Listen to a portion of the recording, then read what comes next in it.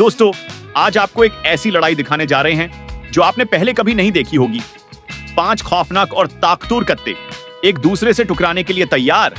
ये जंग आखिर क्यों छिड़ी और कौन होगा उसका फातेह? आइए जानते हैं। ये कोई आम लड़ाई नहीं, ये उन कुत्तों की बका की जंग है। हर कोई चाहता है कि वो सबसे ताकतवर साबित हो, लेकिन क्या आप जानते हैं कि कथों में लड़ाई के पीछे क्या वजूहात हो सकती हैं? आइए उस राज से पर्दा उठाते हैं।